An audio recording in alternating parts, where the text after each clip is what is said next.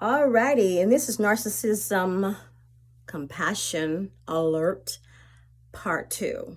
Okay, I just gave you the intro to where I'm going here.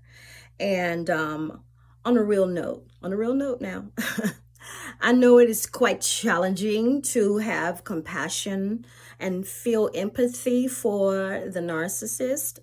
Um, but when you get a greater understanding of what they are going through, and how they are suffering, then you will show them compassion. Now, let's be clear. You have to really pay attention to the narcissist in your life. And sometimes you have to look beyond their annoyances, the things that they do that upset you and annoy you and get on your last nerves. And you have to look at how they are communicating with you and to you. And as annoying as their communication style and their communications techniques are, yes, they are annoying because we know that if they really tried, they could do better. But because of how their mind works, you have to work around it. Ugh. Because of the way their mind works, you have to work around it. Okay. Now, I know much of what I'm saying, many of you have never heard this before because every video I've ever seen concerning a narcissist was bashing. It was a bashing video. It's a narcissist bashing footage out there. Lots and lots of narcissist bashing, okay? Because narcissists make you feel that way. Okay. They upset you so much that they ignite, they encourage, yes, negative feelings in your heart and mind. They encourage that without even really knowing what they're doing. They're not aware of their effect on your mind. They are not aware of it. And if they may know that they are doing stuff that is so off kilter. They may be aware of that. And I know we're talking about the narcissist, clinical narcissist, okay? The one who's suffering from the personality disorder where they're having challenges in communicating and in having healthy relationships with people.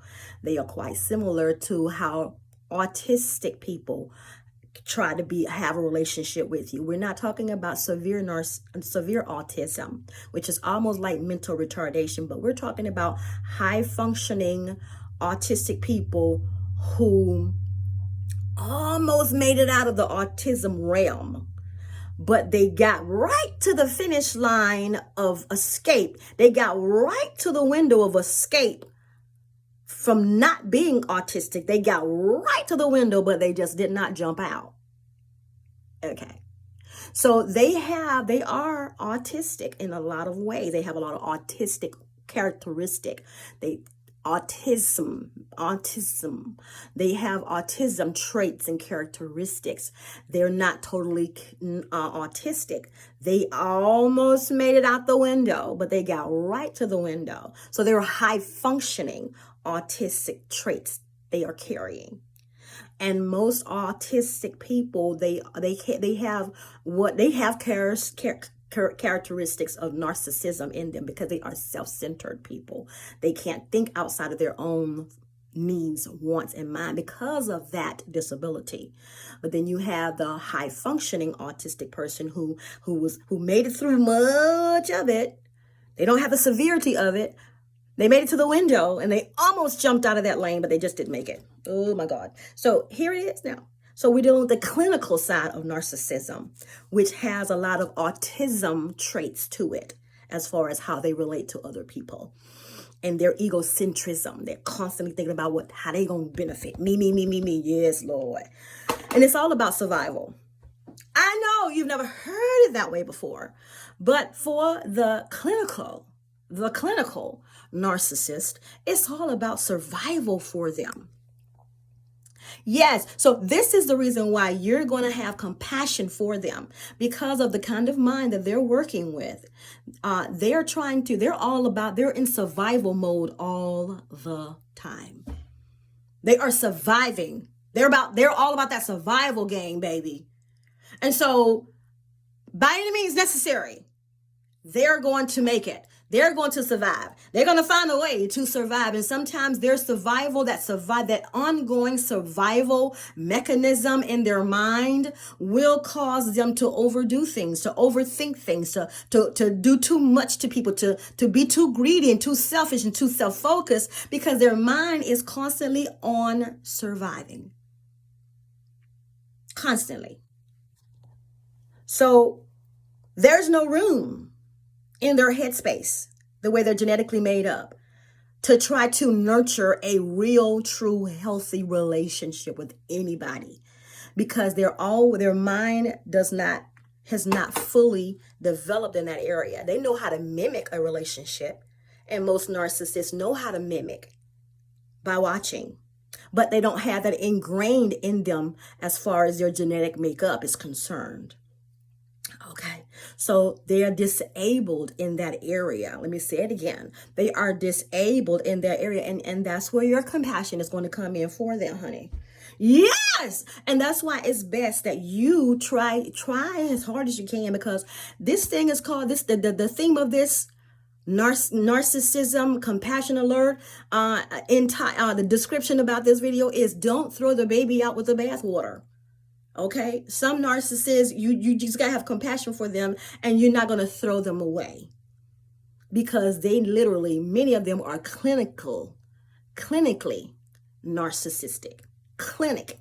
That means that it's a medical condition for them, and not just a badass personality that they have. Not just being a badass on purpose. That is not who they really are. I know, it's so hard to believe, isn't it? Because we're thinking, them jive turkeys know what they doing. But they're surviving, honey. They're surviving the world in their head. They're trying to survive the people, places, and things around them. Okay, this is a disability. It's a clinical narcissism. And clinical narcissism has an element of autism in it. Go look it up for yourself. So therefore, they're trying to learn how to adapt and survive with the people, places, and things in and around their life. Their brain is not genetically wired to be, to be able to function and flow, in through life with people, places, and things. They just don't have that charismatic trait. They know how to mimic people. They know how to try to read people to understand, but they know right from wrong. Of course they do, but it's that missing element of true, pure, that human connection, that telepathic skill, that relationship ingenuity. Okay? Oh my God. So I'm going to read a little something to you before I get off this second video about our topic today. And that is, it says people with the narcissistic personality disorder may appear condescending, rude, oblivious, disdainful, or even abusive, with exceptions for those they admire and want to please. Okay? So they know what they're doing, but they don't have that element of boundaries as far as it is concerning all people. They're very prejudiced. So they have enough intelligence to size up people, but it's all about survival for them. So if you can't offer them something, chances are you may not get their best treatment. But still, don't throw the baby out with the bathwater, because it's all about survival for the narcissist. Oh my goodness. So they can also be charming, insightful, witty, and hard workers. I know. As I said before, it's all about survival for them. And they're missing that naturalness of the human connection, that naturalness of caring about other people with no ulterior motives. Oh, yes. Once again, it's all about survival for them. You have to remember that. And so I'm going to leave because this video is already 10 minutes in, and I will be back for part 3.